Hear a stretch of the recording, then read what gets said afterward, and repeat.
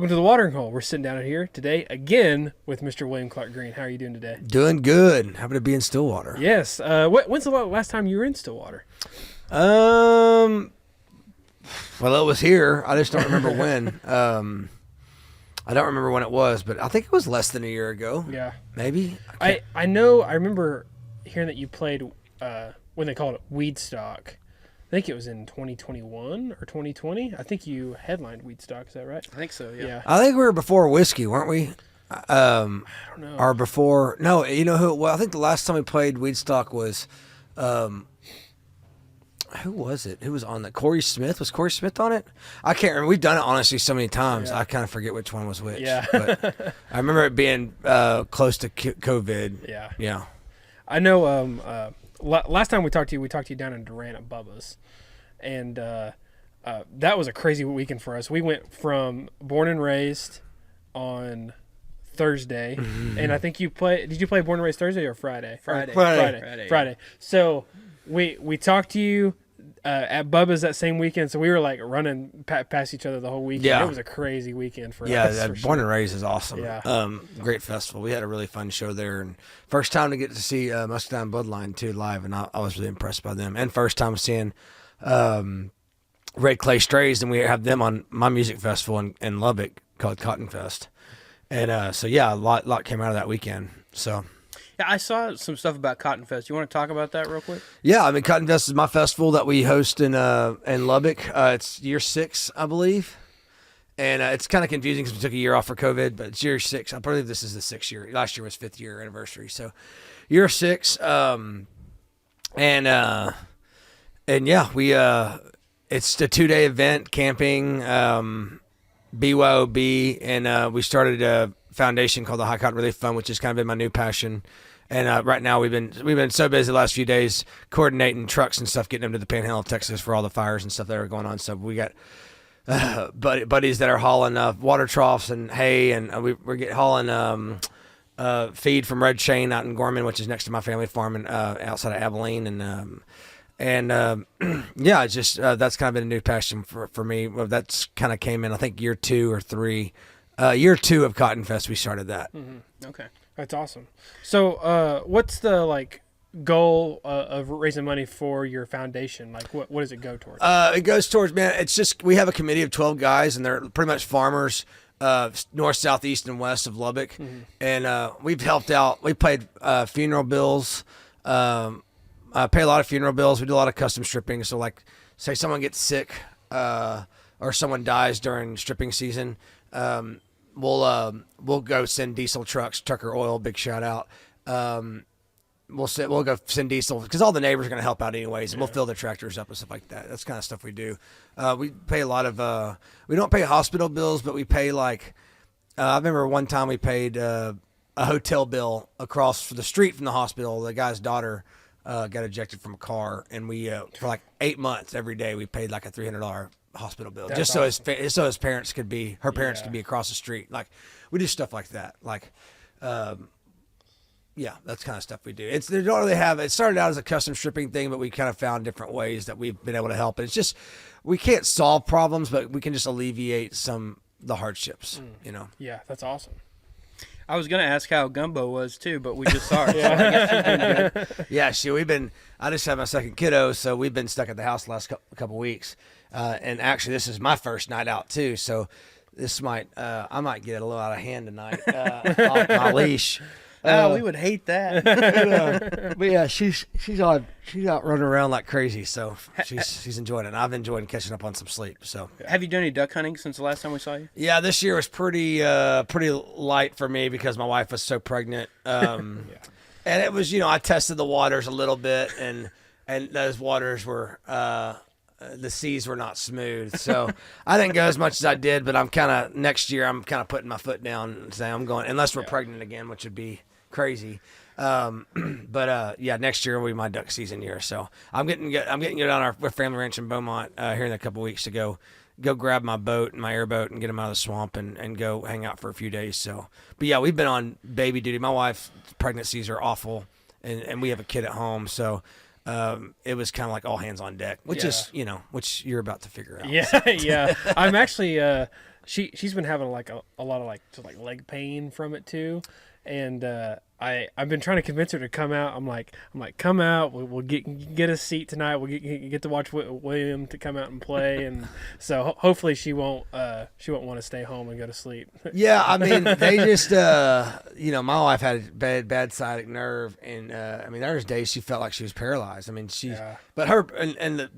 but the thing was her delivery was 3 minutes long.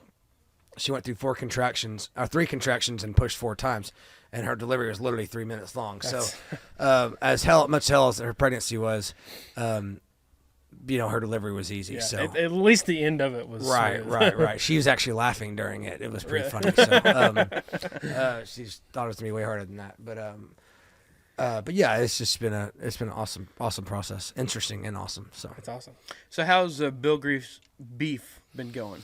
It's going good. We only sell about 10 to 14 head a year of whole beef. I mean, we sell a lot of halves, but especially with the economy right now, we've noticed. Like, I wish we'd have started the beef company over COVID when everybody had stimulus checks, because things were just going like people are buying new cars and all stuff. Yeah. But man, to convince. We only sell halves and wholes, so that's a lot of money. It's $10 a pound. It's 225 pounds packaged weight. Not hanging weight, packaged weight, and so that's $2,500 for a half. I mean, a lot of people just don't have that, and I don't blame them. And and even if you do have it, it's like, God, do I really need to buy $2,500 of beef and then have to go buy a deep freezer to store it? So this year's been our slowest year, but the merch has been the best. So it's like. I can't say this year is our slowest year. It kind of just started. We our finished out completes in 45 days on this first batch of steers, and so we'll see if we just don't have them sold. Like typically we have them all sold before they even go to kill, but we don't have them all sold yet. So that's been like we normally kill twice a year, so we do 7 to 7 pretty much. 7, So we'll do 14 or 15. I think our biggest year we did like 23. So, but I bet this year we do like 14. But so where can people find that merch? Online at our shows. We sell it here at our shows, and yeah, we sell a lot of hats. We played a show in Minnesota with my buddy Drake White, and after the show I went to the merch line, and this guy comes up and he points at one of the hats, and he goes, I want one of those hats, the Bill Grease hats. And I go, hey man, it's nice to meet you. I'm William. And he was like, cool. And he was like, he just paid for it and walked away. And to knock my merch guy, I was like, he didn't even know. He just thought the hat was cool. And I was like, I guess. I was like, shoot. He thought the hat was cool. At least you sold a hat. So yeah. That's awesome. Who does all your guys' merch? Tanaka. Okay. Yeah. Well, he sells them here. He does all the Bill Grease merch, and we do A3 we use out of Nashville for all of our band stuff, just because our demand is so much bigger for the William Clark Green stuff. But they kind of manage that. So, and Tanaka does too. But he's our merch manager. So. CH Lonestar promo. Hey guys, it's Jager over at the Watering Hole. I'm holding some of our brand new merch here, and this is made by our friends over at CH Lonestar. CH Lonestar is one of the best merch companies out there, and they'll serve all your artist needs, but they also will serve even your personal needs. So Cody over at CH Lonestar can do just about anything you want. If you want a pair of socks, Cody will put your face on those socks. If you want a pair of underwear, Cody will put your face on a pair of underwear. Now, CH Lonestar is one of the premier merch companies of the country scene, or really any music scene out there. You guys go check out CH Lonestar for some of the best merch out there. Thank you to CH Lonestar Promo for sponsoring this podcast. I don't do guided hunts. Okay. I don't do guided duck hunts or fishing trips. I've been invited on a bunch, but and it's no offense to guides, I just hate. Like, part of hunting is doing everything myself. Yeah. I love going out, even if it's a crappy hunt. I don't care. I like using my boat and hunting where I want to hunt, and I like making my own mistakes. And it's just I just not a fan of guided. I don't like. It's like I don't like going on fishing trips either. Like, they're like I like, my buddy has a boat out of Venice, and I like being a deckhand. Like, give me a job to do. And so I'll cut bait and help out. I don't even have to reel the fish in. Doesn't matter to me. Just being a part of it, like working. I can't stand just sitting by and drinking and not doing, like, some people love that. It drives me crazy. I can't do it.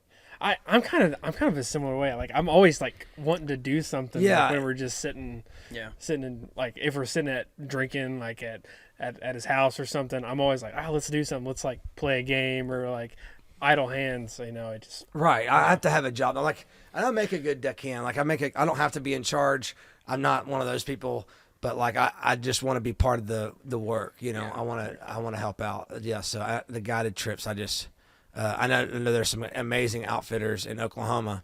I know that because they shoot all of our ducks before they get to us. But but yeah, I just can't stand guided hunts. I just don't like it. So I noticed that you guys put out like a live album after every like recorded album. Yeah, kind of. Is that a strategy or No? There's no strategy. There's no money in live records. I don't know if we've made. Honestly, I don't even know if we've made our money back on any of our live records. The streaming numbers are so low on those things too. Yeah. I just do it because I think it's cool. I think it's awesome. I think our real fans enjoy it, but I don't think it's like exponentially growing our career. Yeah. But it's definitely like, you know, especially with our artwork. You know, artwork's really expensive too. But, you know, I just want to look back at my music career and be proud of everything I did. And those live records I'm super proud of. I think one day they'll be cooler than they are now. I think the artwork's super special. And, yeah, I just think it's exciting. This last live record wasn't even intentional. We weren't supposed to do one. Really? No, we were. We just ended up recording due to some things going snafu during. It was supposed to just be a live recording, like a live Facebook feed thing, and people are going to pay money to tune in to watch it.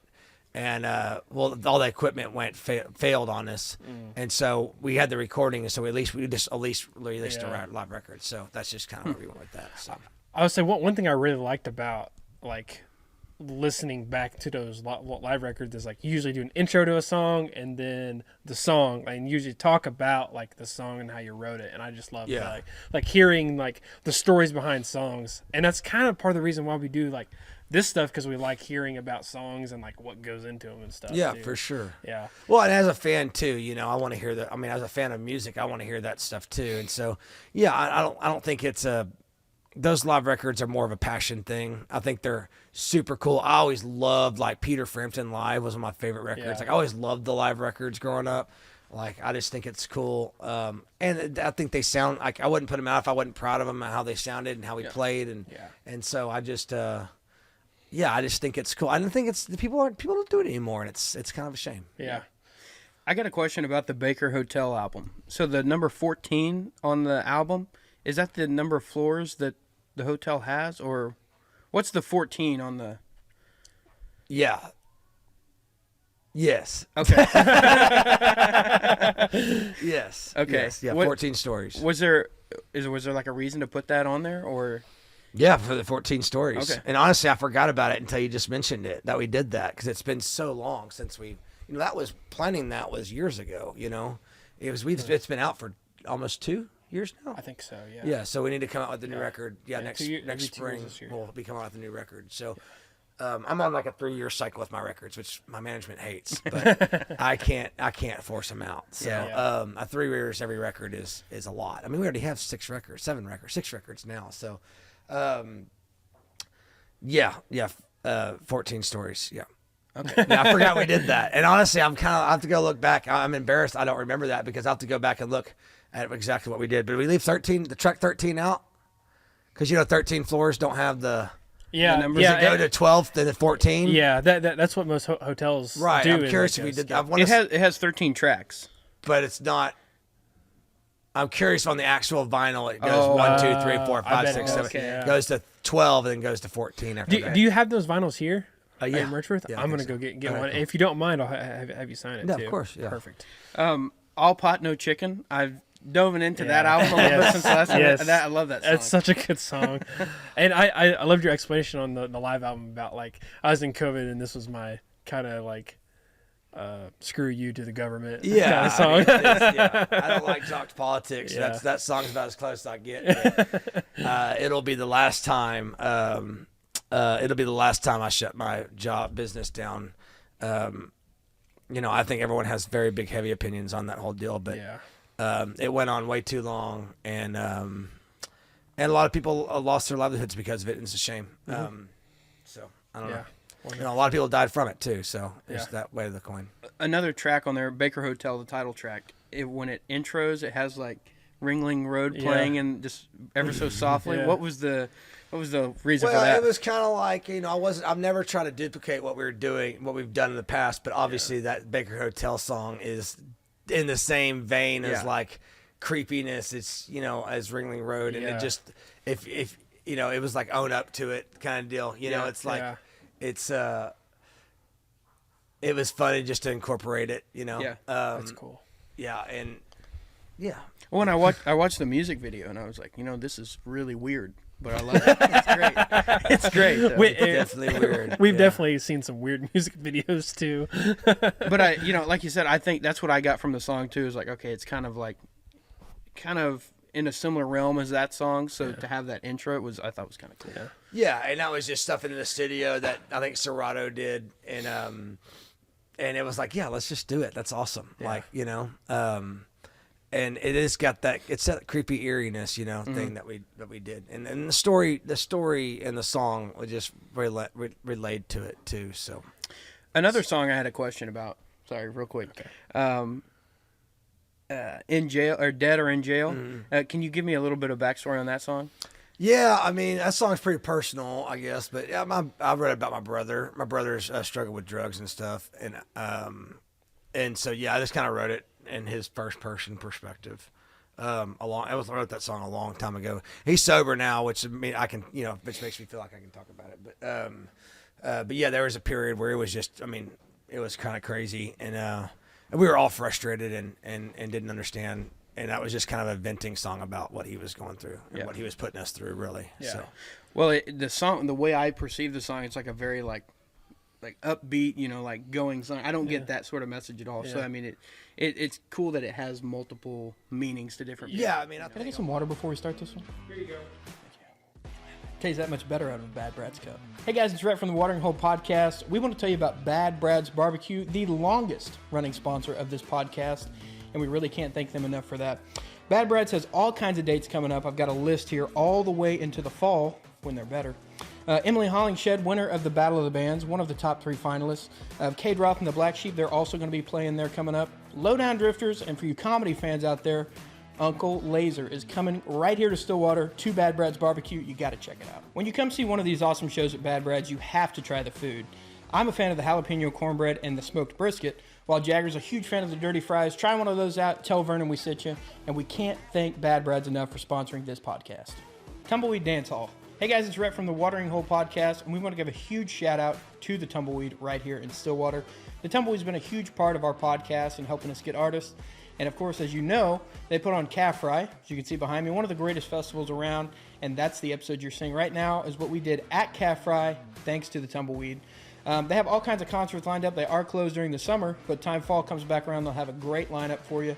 I really wish we could share some details on that, but you're going to want to stick around to hear that. Thank you to Tumbleweed Dancehall for sponsoring this podcast. Yeah, I think a lot of people think when they listen to music, they interpret the way it makes them feel before what actually the words actually mean. Yeah. So, and like this, I know there's some guys I know that write songs that don't explain what songs are written about because it's up to your own interpretation of how it makes you feel, and they can ruin that, if you actually know what it's about. So real quick, a question about, like, when you sit down to write a song, do you just have the idea like, oh, okay, I want to write a song from like my perspective, or like my brother's perspective, or my grandpa's perspective, or just a general idea? Do you sit down with that first idea, or do you just sit down and just start writing? I think it can happen any which way possible. It's happened every way, but yeah, like something like that song, it was a pretty easy song to write. It was just, I was pissed off, and I just I just wrote the song in first person because I was like, it'd be lame if I was like, he's a little, it'd be lame if I did it in second, Yeah. It's just, I don't overthink it. Like, I feel like a lot of people try to dissect songs and they think that it was that intense of a, but man, that song was just a raw feeling of being pissed off at my brother. Mm-hmm. Like, I just wrote everything that he kind of was doing. I just made, and it rhymed, and it just kind of came out. There was no I didn't overthink it. I just did it, Yeah, that's awesome. And so you just did a run with the Panhandlers too, not too long ago. How's all that been going? Yeah, it was great. I think this was the first kind of real tour we had been on or done, and it was awesome. I was extremely pleasantly surprised, and we did it for 2 weeks. And we had really great crowds, and it was really fun. It's really great to be feel like a band member and not a lead singer. You know, like tonight, man, I'm really working. Like on stage, I'm yelling the whole time, but man, with that deal, it's like you can kind of sit back and play guitar. Let someone else take the microphone. You can kind of sit back and just chill. Yeah. And but no, it was a blast. And I was really impressed, man, how well. You know, I've known Cleto for a long time, a really long time, and this is the first time. I mean, I've known that their career has exponentially blown up in the last couple years, but man, just seeing how much of a rock star he is, and seeing how people believe in him and like as a person, as a human, you know, really, really cool to see. And also it's really fun to watch his, you could always tell the merch line, you know, after the show, you know, who was excited to see Cleto because they were like very well put together, shirt tucked in, you know, Red Wing boots, Wrangler jeans, you know, like that. You know, they just all had that innocent look, you know? Yeah. And a white T-shirt without a stain on it, you know, tucked in, hair parted, you know, and like Mr. Cleto, you know, your music really speaks a lot to me, and they're very polite, and like it's just like his people, you know, it's like it's who Cleto is. It's really, really cool, and you know, most of the time I'm the merch line, it's some drunk guy, like drunk asshole like me. It's like, hey, motherfucker, you know, like, and it's like that's who I am. That's who I attract. I attract those annoying people because I am annoying,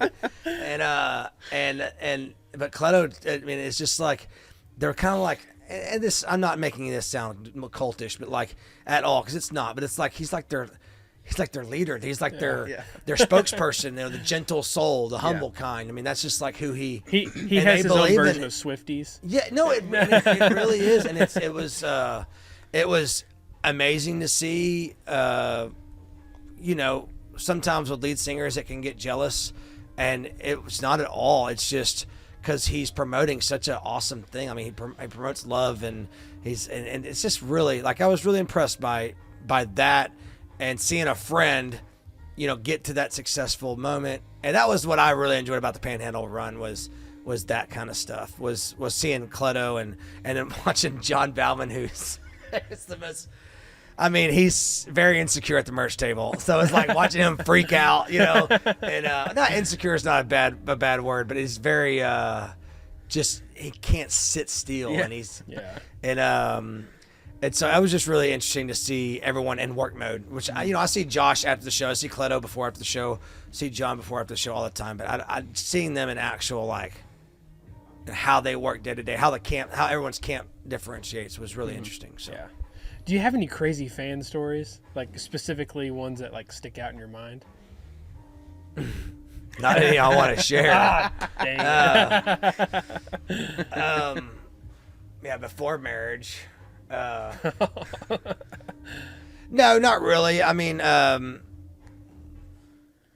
not really. Nothing too crazy. Nothing weird.